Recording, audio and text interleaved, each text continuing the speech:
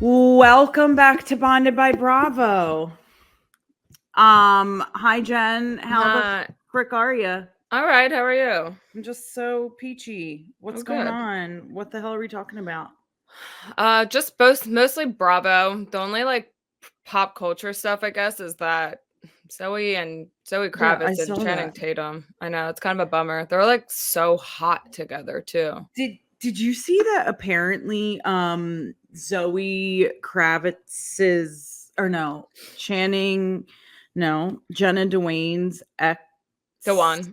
Jenna Dewan's new husband like apparently trolled them or something? Yeah, I think that's really disgusting. But then apparently his rep said, no, that's not true. It was about a cooking video or something afterwards. Who knows? I mean, it would be a little weird if he did troll it. Like your ex-wife of 9 like yeah. And this guy's who she's married to is like he's in Hollywood, but he's not like in Hollywood. Yeah, who is he? He's an actor. He's been in like stuff. Okay. Cool. I don't know what stuff. Yeah. He's been in stuff. Yeah, I mean, I guess at this point, Jenna Dewayne has like been in stuff. Dewan. Oh, see, I thought I got it right that time. The other thing this is weird because I don't know if you listened to the Kristen Cavallari episode with Bobby Flay. Not yet, but I saw a clip about it. Why? What about it? It's like giving sexual tension. Ew, really? Yeah. And I looked and he's 60. Wow, but she's got range. What'd you say? She's got range. Well, that's the thing. And like he has good surgery, so like he's not looking 60. Is he married? No. He's single. Yeah, but apparently he's like, from what our favorite sources said, that he's kind of a player, a little bit of a like sleazeball. I don't know. Their energy was... Well, now I'm going to listen. Actually, I wasn't interested in listening to that episode. It's so weird. It was very flirty. And in a way that like you liked their banter, that she's not bantering with her. She wasn't bantering with their little boyfriend like that. And we've talked about banter. Like banter is the gateway to love. The gateway drug. It sure is. There's nothing like banter. Like having banter with someone is like such a dangerous thing. You're like, oh fuck, here we go. The good old days. Yeah. Other than that, I feel like there was something else in pop culture that I wanted to talk about, and I can't remember what it was. I'm excited to talk about the Southern Charm trailer.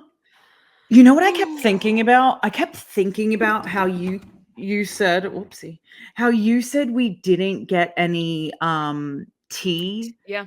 And I was like, that's so interesting because that trailer looked all brand new to me.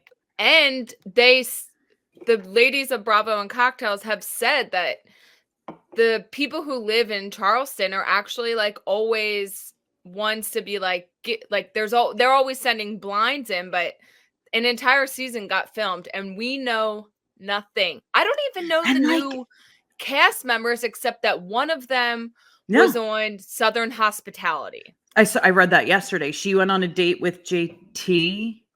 Yeah, and then in Southern Hospitality, she was like fucking around with Joey Bottles. I hate that name. Ew. Yeah. Ew. So yeah, this season, well, I mean, I love Southern Charm. I think everyone who listens to this knows this about me. Southern Charm is one of my top. It's what I tell people to go to if they're trying to get into Bravo, that and Below Deck, so you can kind of ease yourself into it.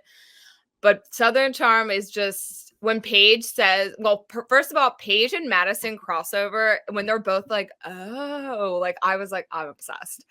But then when she is saying to Craig, like, Shep and Austin are foaming at the mouth to say that, like, you've changed since being with me. And I was like, yes, let's get into that, because we know that that's the case. And we know that the only thing we do know about this season is that Austin and Craig did have some sort of falling out. But I think Wait, I didn't know that. How do you know that? It was, I don't know how I think I don't think it was a blind. I think it was like kind of like openly discussed. I want to say, like, I really have no idea where I heard it. I think maybe I just saw it online, or like, I was trying to think, like, had he been on Watch What Happens Live at all? But why would he be? So I don't really remember, but it looks like they're back together now. Yeah, because I saw Craig on an Access Hollywood or People or something, and Craig was talking about him and Austin are opening another restaurant together in Charleston. Did you know that? I did know that. Yeah. Because I remember seeing it was in some like announcement for like a food blog in Charleston or something. Oh. Yeah. Well, yeah, I had no clue. And then I was like, if you're having a falling out, I also just think that is to sit there and say someone's changed. I have to be honest, and I love women, I'm a feminist, but that's such a chick thing to say that it surprised me that that Austin and Shep are saying this. It's kind of interesting though, because when Kyle and I started dating, he was getting this from two of his really close friends, to the point where both of his friends and I had to like sit down and like discuss, and like corny when they had to apologize to me. Good. I feel like that's such a corny thing to say. It's like, yeah, we're grown-ups now. And yeah, they said that Kyle was like never one to like listen to anyone or go by anyone else. And I was like, okay, well, he's never had a girlfriend. Like, right. He should only listen to me. Yeah, I'm like, this is just how it's going from moving forward. Just kidding. He does whatever he wants. But you know, in that first like couple months of dating, yeah, it was probably a little bit like, come on, hang out with me. Yeah. I mean, but this is when this is weird in this weird age. Like, you're in your 30s, guys. Yeah. Like, get over it. This is just how it goes. The other thing I thought was interesting from the clip was Shep being in love with that absolutely stunning girl. I think she's from Bermuda or the Bahamas.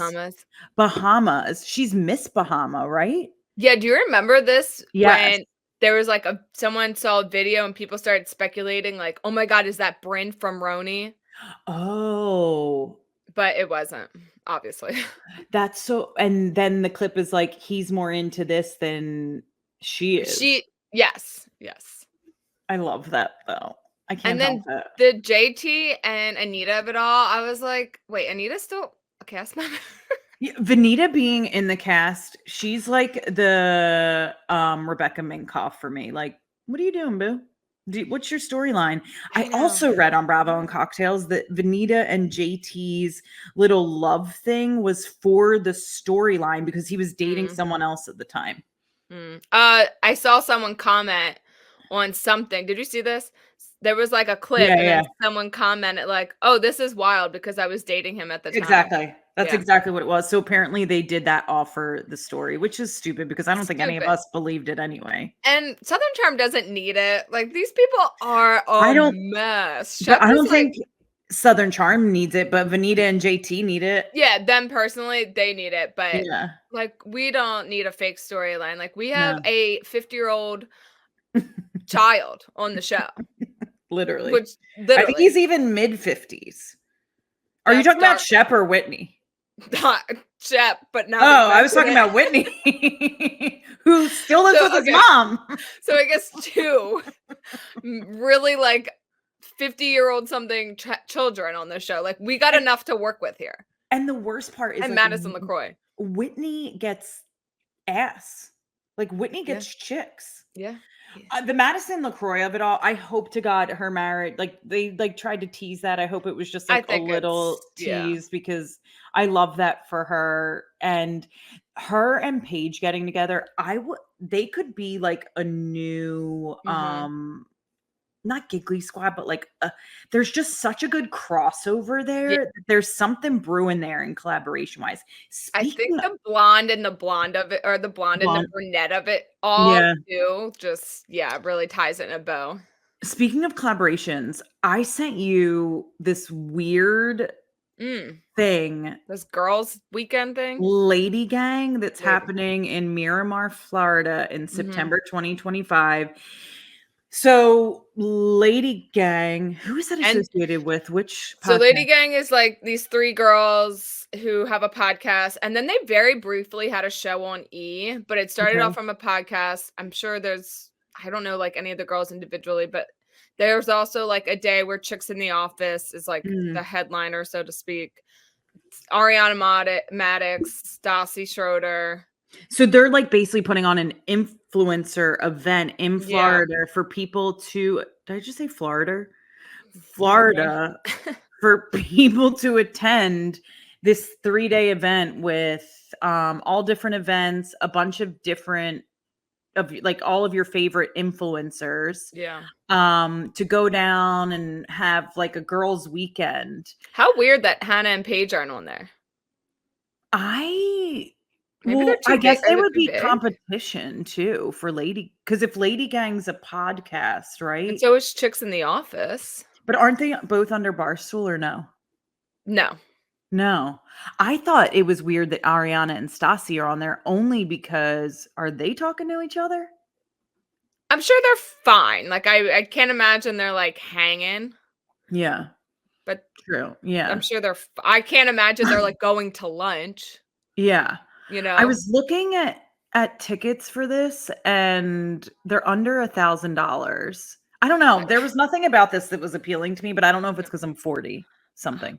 Under $1,000, that's a lot. No, but that was like for accommodations for like the whole kit and caboodle. Got it. And that's how you know I won't be tending because I said kit and caboodle. Kit and caboodle. Which I don't know that I've ever really heard. Oh, well. Was it like tempting for you? No, I didn't even I sent it to you as like a what the fuck is this? Like what a weird I like the idea of it if it was different influencers. Do you know what I mean? Yeah, I don't think I love it. I feel like they're trying to do like a BravoCon. Wait, also that's kind of weird because it's the same year within like a month of BravoCon. Yeah, and they're not. Like, how much money does Bravo think we have? But like, they're not technically. Is Lady Gang Bravo? Oh, I guess no, they're not. You're right. Yeah, I don't know. I feel like it's a younger crowd probably, especially after looking at the prices. For sure. All right. Well, oh my gosh, should we get into Bravo? Yeah, let's do Real Housewives of OC, then Salt Lake City, then New York. The nice thing about I know that we're on a little bit of a time crunch, and New York is really serving that. So they're serving time crunch. Yeah, they're serving like we can breeze right through this. I don't understand how literally nothing is happening. Or maybe it is and I don't care. I'm having a hard time figuring it out. You know what there's like this is something that you said that still sticks with me, that New York can be the backdrop. Like can be a what did you call it? New York can be a character in in any show and you would watch it. Yeah. And even for me who lives here, feeling a little less like that, to be honest, but whatever. I need to hear that story. It was funny because when Sai went to that Natty Garden, that little garden place, that's like, I used to go there. It's great. Next week, I saw that Pavitt and Jessel are in one of my favorite restaurants in Chinatown. Oh, cute. Is it Chinese tuxedo? Yeah, that's exactly what it is. How did you know that? Recommended it to me like 3 times. I know, because it's so good. That's exactly what it is. And Pavitt's gonna love it there. I can't wait for him to go there. I want to talk about Pavitt, but we'll get to that. Okay, so let's get to OC. Yeah, what are we talking about? We open with Jenn and Tamra. We only have one episode left. We fucking got through this. We did it. This is. I want to look at the number of episodes for this season because it feels long. Yeah, it has to be like we have to be at 16. But I think it's also after only having 12 of oh my God, and we didn't even talk about the Beverly Hills trailer dropped. Oh, I actually didn't see it. What? I was busy this weekend. I had a lot going on. I like barely looked at my phone. But I think it was last week, but that's okay. There's a lot of Dorit and Kyle drama. I guess that was brewing. Yeah. There's yeah. Okay. Well, we'll discuss maybe next week. I know that you have to be out of here soon. I gotta be out. Okay. Oh boy. Okay. So we open this scene with Tamra, or this episode with Tamra trying to tell Jenn with Jenn and Tamra kind of continuing this fight. And there were just like a few things I wanted to note. Like, first of all, Jenn looks so good going off on Tamra, but Tamra trying to tell Jenn not to yell. Oh my God. So rich. I was like, Tamra, you yell at everyone all the time in public spaces. At least this is in a hotel room in the privacy without a million onlookers. And the way she said it is, I'm not going to talk to you if you're yelling at me. Tamra, I just like sometimes don't even want to talk about her, but it's like she makes it so we have to talk about her. And it's so her. And then the fact that she was then digging at Jenn after that and like talking about a tummy tuck and just giving her little Tamra digs. She's a real piece of work, man. She's a real piece of work. And then you have like Heather telling Tamra to calm, or wait. Like Heather is trying to tell Jenn to take it down a notch and like calm down. The two of them. It's Heather, you went ballistic over paparazzi gate. Right. Imagine, go ahead. Over something that we know, Heather, that you had hands in. Just take a breath. Imagine if Heather or Tamra had this happening with Terry or Eddie. Could you imagine? Well, yeah, let's go back to the season where Eddie was being accused, or there were rumors that Eddie was gay. Tamra went ape shit. Oh, sorry. Hope I didn't ruin it for you. No, it's fine. My bad. Yeah. And that they would be losing their minds. And it's just also like Tamra used to be your friend, and now she's using all of that against you. She's such a sicko. She is a sicko. I see online that she like posted something about all the hate she's getting, and that Bravo told Tamra not to worry about it because it's only 3% of the viewers that are feeling this way, and they're just the loudest on the internet. I think Bravo's gaslighting Tamra. Sorry, bitch. To make Tamra feel a little bit better about the whole situation. That's nice and a lie. That's a lie. It's a lie. Because to be honest, I will say, like, with the podcast, we have to comment and engage, and sometimes I will admit, like, it feels a little icky to leave nasty negative. I try not to make them too nasty. I try to make them like a little like quick-witted and like to the point, and just, I don't know, just so that we're like in the mix. But then, like, I have commented a few times about the Tamra of it all, and it's just so hard not to. Well, yeah, because she has a lot to say, but when it's thrown at her, like her being confronted by Jenn in that moment, the way that she acted for being called on her bullshit was so funny. She had nothing to say. She was she was like just losing it. Yeah, she had nothing to say, and so she tried to cover it up, and it didn't work. Yeah. So then, I mean, there's a quick scene with Shannon and her daughters, which is cute. It's kind of funny because I'm watching. So I'm in season 9 or 10, and so her daughters are so young. It is wild seeing how like these children grow up in a way on this show, because they were like drinking, but in the episode that I just watched, they were playing some like, like grade school game. Yeah. I was like, oh wow. To do that on TV. I also I don't know if I think that's weird or not yet. What?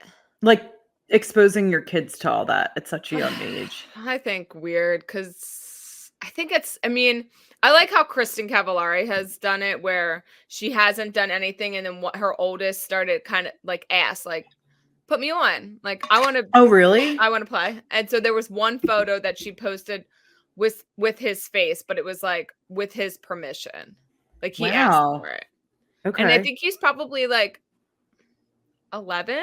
Yeah. Yeah, that's crazy. Yeah. But like when I think just talking about like celebrity kids, I don't mind Chrissy Teigen and John Legend, but like I feel like they put so much, like their kids are all over their feeds, or at least hers, and I'm like, oh, I don't know, they're gonna be so recognizable before they even have a chance to have an opinion about it. Yeah, I mean, think of like the Kardashian kids, like Kim's kids. Everyone could pick them anywhere, all of them. Yeah. Weird. What a weird way to grow up. I like, even us growing up without social media tangent is I'm so thankful for that. So thankful. Thankful. Like even it probably started for a little for you at like the very end of college. We had, so Facebook started, I think, my senior year, and the reason we could get it is because once we had to have that like EDU. Yeah, so for me it started when I was a senior in college. Okay. But like it wasn't the way that things are now. It was very like, oh, I don't even think the first year you could post pictures on it. It was also not in real time. Right. Which I think is another thing. Like, yeah, because you didn't have cameras that you had your digital camera that you could take out on a Saturday and night. You had to upload it from the night. And there was no filtering. Oh, it was just, this is what we look like. Yeah. Ew. I have those albums on there for years and years. I wish I still had access to my Facebook because I would love to see some of those photos. I just, oh my God, I wonder if I have access. No, I'm kidding. Okay, what the hell are we talking about? Yeah, let's get back to this. So Gina, Tamra, Heather are at lunch, and there's this drama with Emily's twins, which I find so bizarre. Okay, so what happens is Gina comes to the table, or Katie's daughter watched Emily's twin sons, and the story goes that Katie's daughter said that that the two young boys said, we don't like Heather. She's mean to our mom.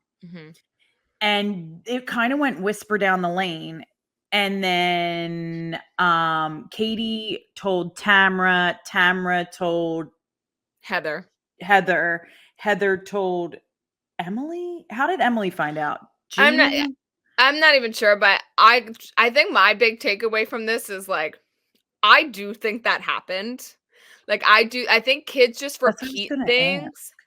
And I think Emily was like, we are going to like avoid and deny this. And I think she should. Like, we don't need your kids being a storyline. I think deny it immediately. But like, I do think it happened. I think that kids just repeat things, what their parents say. And they have no filter. So they like don't care who's listening. They just it would be a really bizarre, because I was going to ask you, I know you love Katie, and I was going to ask you what you think about that. I just can't imagine her daughter like going over and trying to like gossip with these like 9-year-old twins. That seems 9-year-old boys. That seems crazier. Like something must have happened and the boys responded, and Kylie took that information back to her mom and was like, oh, like, and and like did a little kiki or whatever with her mom. And then and then Katie told, I don't know, like whatever. And then the game of telephone started. But I don't think Kylie's over there just like, who's my audience for this? These 9-year-old twins in the backyard that I'm babysitting. Like I just don't. I think the whole thing is bizarre. Both sides, like any way it happened is weird. I just think the Kylie of it all is like weirder. Like if she was the one to go over and initiate that conversation. And then like your teenagers lying. I don't know. Yeah. I kind of almost believe I'm on your side now. I didn't know what side we were on. And then Gina's painting this like lying Katie's a liar thing. I don't know. Yeah. Yeah. So I know there's a lot that happens at the dinner, and Tamra explodes again at Shannon. And I loved that for the first time, Gina stuck up and said, "Stop saying that. This is her journey." And Tamra immediately backed down the second she was called out. And it just made me think, if somebody would have said this 16 episodes ago, maybe the bitch would have shut her mouth about the drinking stuff. I was so happy that Gina spoke up in the moment. She does it again in a different point, but like, yeah, it's just, I was shocked actually at how quickly Tamra kind of backed down. I'm wondering, was she starting to feel that a little bit from the group over time that allowed her to back down? Because I feel like if Gina would have done that earlier in the season, Tamra would have been like, "You don't know, I've been friends with her on and off for blah, blah, blah, blah, blah." Well, that's interesting because in this episode, Shannon says multiple times to Heather that they're ganging up on me. They're ganging up on me. Jenn and Katie are ganging up on me. And she was so aware of them. Like, she kept saying, like, they're out to get me. They are ganging up on me. And I just thought, like, you have done this every season with someone else, and it's finally occurring to you now that other people are doing this to you, and you're so upset about it, but still no reflection that you've been doing this to people season after season after season. It was just so weird. Yeah. And you're right. I think that's a really good point, that I don't know if she didn't feel a little ganged up on, that she would have. I think she was starting to feel the pressure a bit. Good. Because even when Jenn was yelling at Tamra, Heather did, although I don't love how Heather's like so far up Tamra's ass, and I'm not only do I not love it, I don't understand it. And so that's kind of like a little confusing, but regardless, Heather does say, like, you should take responsibility for your role in this as well and apologize. And Tamra's like, if I get a chance, I will. So it's like, people are starting to kind of, no one's going to go at Tamra necessarily. But I do think Gina is getting to a point where she's actually really fed up and is kind of willing to like totally burn the bridge. Bless you. Thank you. And so I liked that Heather actually called Tamra out. Me too. And I was like, are we doing this for the show? I don't really care. And she was kind of like matter of fact about it. Like, this is great. Like, you should. Yeah, I liked that. We hopefully will get to see the end of this episode where Gina calls it at the end of this episode.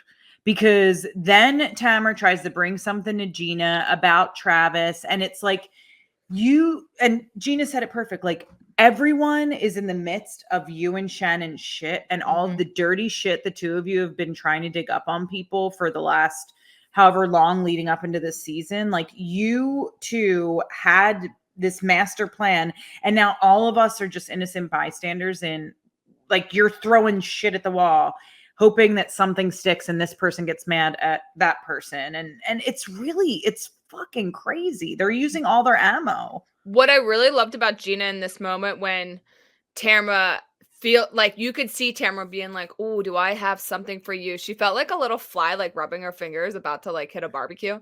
And Tamra was like, "Okay, Gina, you want to blah, blah, blah, say this. I have this bomb about Shannon." And I love that Gina could acknowledge, yes, that is problematic, but this is also problematic. Yeah. You bringing me this, like, this isn't hurting or helping, like, or this isn't helping the situation. This isn't going to make me turn completely on Shannon now. Like, what I'm seeing is, wow, you are just ready to throw anyone under the bus. Like, yes, Shannon looks bad, but you kind of look worse. Like, you just actually dug your grave even deeper than it already was.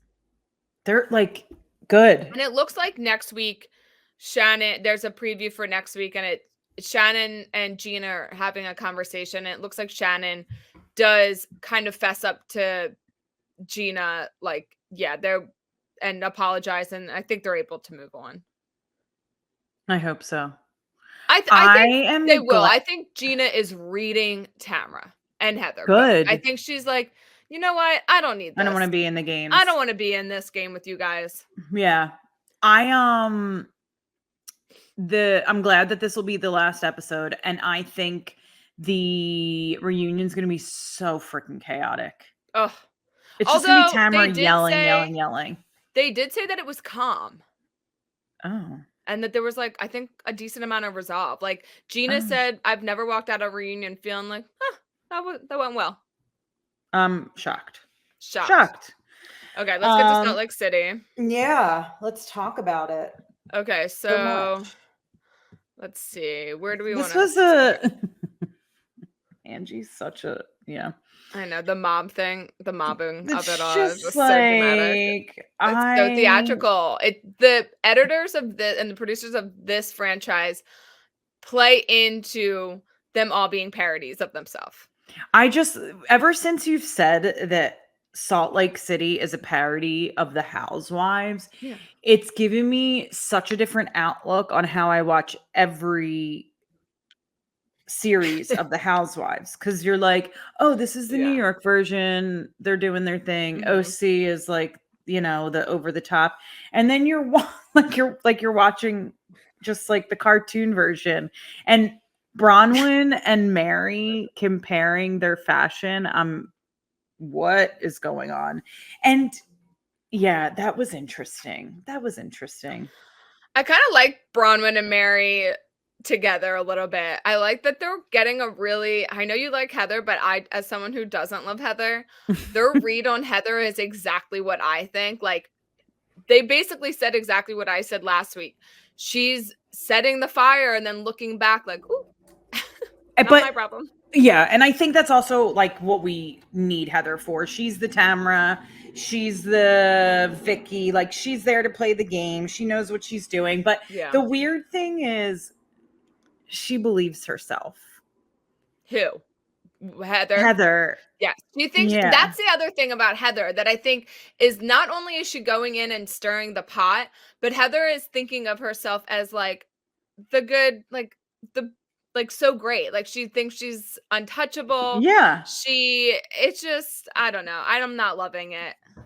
It's a very, this party that Angie throws, the Britani of it all with her new man and Mary playing the shit out of the new guy and being like, oh, that's not, what's his name?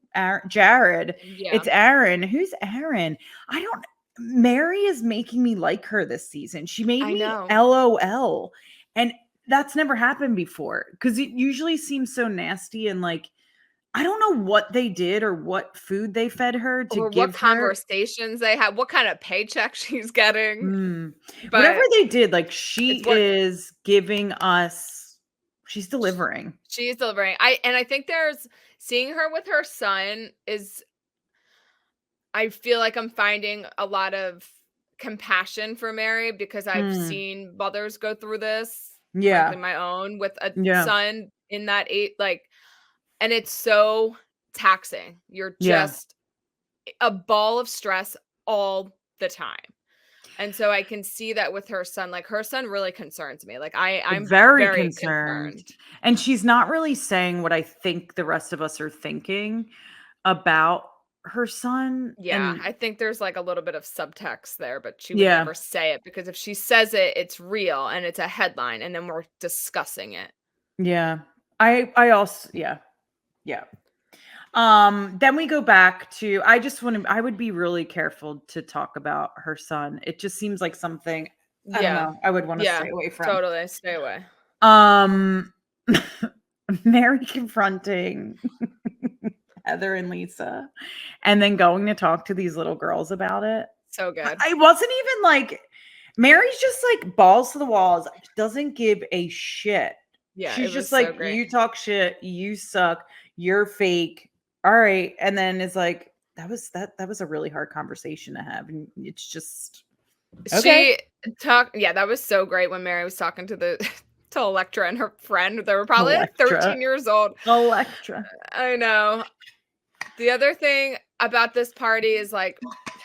I do not care about Britney's storyline. I just do not. She is so, in some ways, I almost feel bad because she's so needy for male validation in a way that I feel like we don't often see on these shows. Like, that's one of the things about these housewives is that they're so obnoxiously secure in themselves a lot of the time. That's how they're so delusional on these shows. And then you have someone like Britney who is so insecure, and if she wasn't so unlikable, I would probably feel bad for her. But I just find her to be this is wrong. Like, you should not need this much male validation. 1,000 what did she say? Like, she had like 10,000 in DMs or something for dates. Oh my God. It was something really crazy. But it's also like, that's her storyline. Her storyline is about pathetic. Men. I don't like that. Get that off my TV. The fact that she also just looks like she should be on New Jersey with her makeup. I don't know. There's just something about her that is giving me New Jersey, and not in a good way. Yeah. When she was crying when Jared showed up or whatever, and like using the little tissue, meanwhile her date is there, and I was just like, Aaron, head for the hill. Like, there's got to be someone else there. You just dodged such a bullet. And someone was on, I heard something that Aaron lives an hour away, so he must have been like turning around the parking lot waiting for the invite text to come through. Oh, you mean Jared? Jared. Okay. Jared lives over an hour away. So like, he was waiting for his invite dressed in his outfit to come through. Like, apparently he's very thirsty for fame.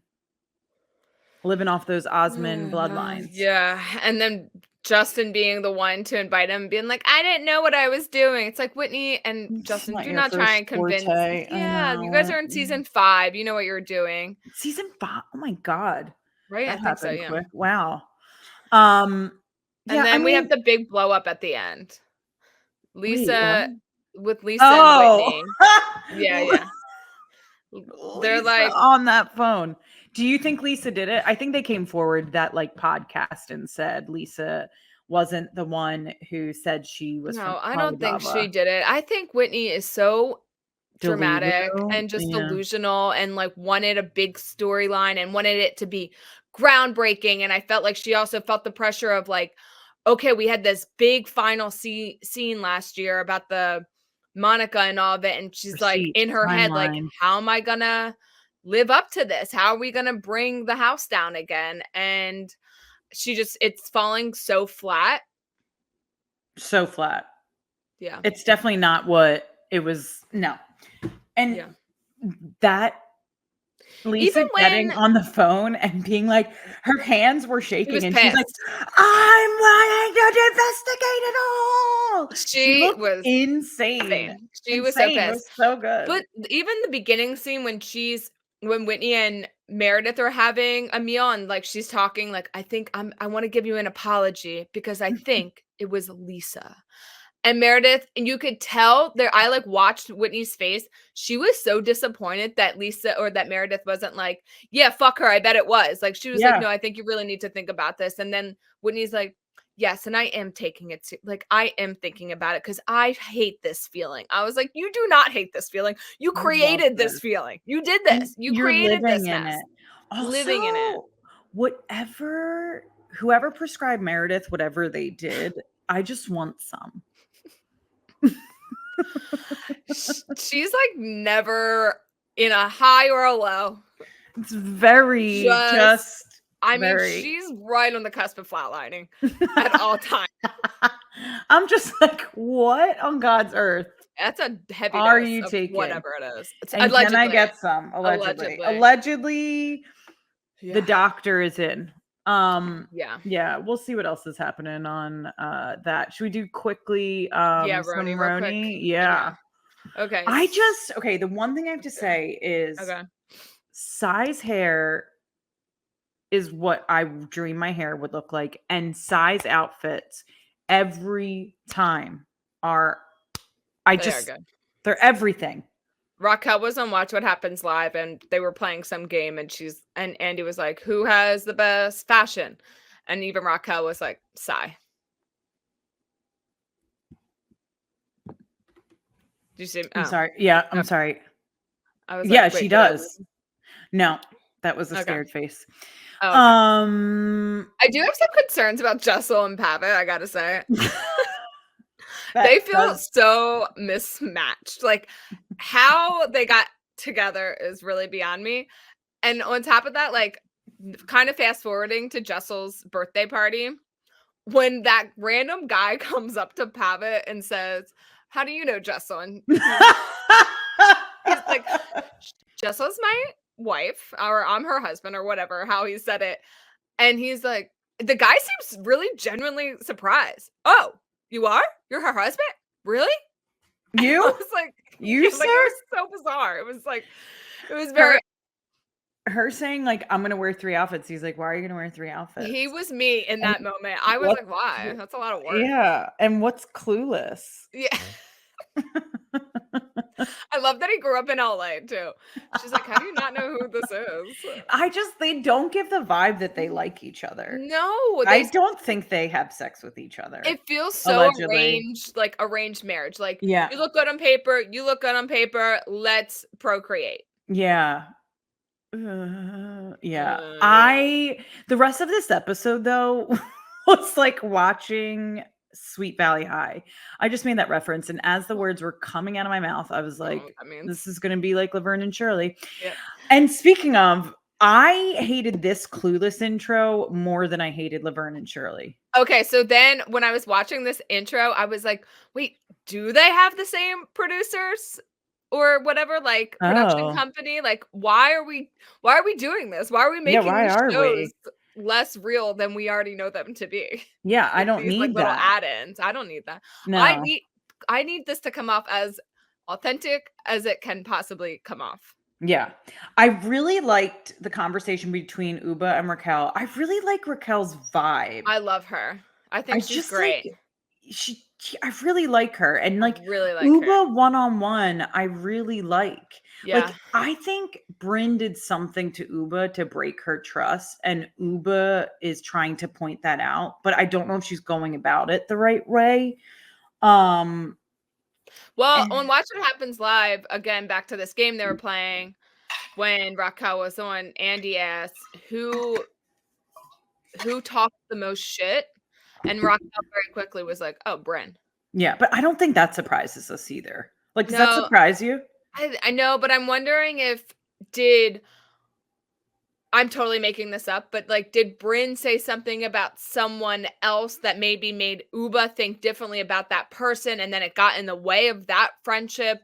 And like, is she kind of like gatekeeping? Like, even Aaron was saying at the end of the episode, as soon as she was getting close to Jenna, and Jenna was getting all this, like, and I love that she said this, like, she was getting popularity, which we know what that means. We saw the Jenna blow up during and after last season. Yeah.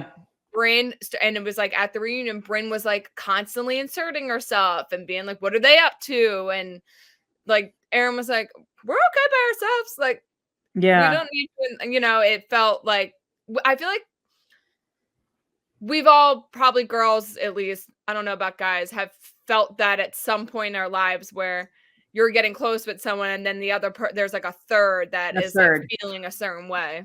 I mean, I've always said that being in friendship thirds are like the worst place to be, especially if you're the third at that time. Yeah. Because it always happens. Yeah.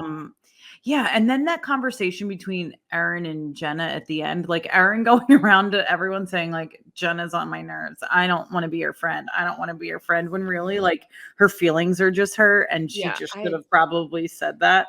And then going around the whole party talking about it and not just telling Jenna what was up. I hated that. Yeah, it was I didn't like that of I Aaron. didn't like I thought it. that was so childish. It was. And yeah, I also, the other thing about, like, just like kind of in reference to Brynn, so like this is like such a small little clip, but she's FaceTiming her ex-fiance, and I'm just like, oh, you are toxic. Like, you're toxic. But I feel like to me, Brynn screams insecure. She comes off so over the top and wanting everyone to like her and feel like she needs to be the center of attention and needing to be loved and needing to be liked because it comes from her own insecurities. And so I think like even with the Erin and Jenna thing, I think that's like it's coming from like a place of insecurity and even like needing her ex. And it, doesn't mean it's not toxic, but I just think we all know, like, if someone's still FaceTiming their ex, it's like messy. You're messy. But this is the one that she was engaged to, right? Because they still but have been engaged 3 times. So it's is this Gideon the one that she's like gone all over the world with and stuff? Like I think he was in the last season too. There was like a car. They were buying a car or something. Yeah. I think she likes to keep people around until there's a better option. And that reminds me of someone else that we might know. But anywho, I like Roni's giving me just what I need. This is like not on Roni, but before I forget to say this is just something I have with Salt Lake City. And my friend and I, she like pointed it out over the weekend. Why didn't like Whitney so up in arms about these like Alibaba comparison with the necklaces? Why didn't you at least change the photo? The photo is the exact same. And when my friend pointed that out, I was like, yeah, wait, what? Why didn't she literally just like copy and pasted the photo and then was like, it is not, this is how vending works. Vendor. And we got it from a vendor. So she's like, using that vendor photo. Yeah. So she's using the same photo. And so it's so easy to do the side by side. Yeah. And the markup on that little thing is like really outrageous. It's also, but I don't think Whitney's involved at that level where the photos are, but girl, get someone who knows what they're doing, right? In your MLM, like make sure they're doing it right. Or they could have even separated the necklaces, not put them all together, like put them, hung them up on a wall, or I don't know what they could have done. I'm not a creative, but literally anything. Yeah. Right. I'm excited that OC's ending. I'm excited that we can focus more on Roni, Salt Lake, Beverly Hills is coming, Southern Charm's coming. We have a lot to look forward to. We'll be back next week with an all-new episode of Bonded by Bravo. Like and subscribe wherever you listen to your podcast and follow us on TikTok and Instagram at Bonded by Bravo Pod. Thanks, friends.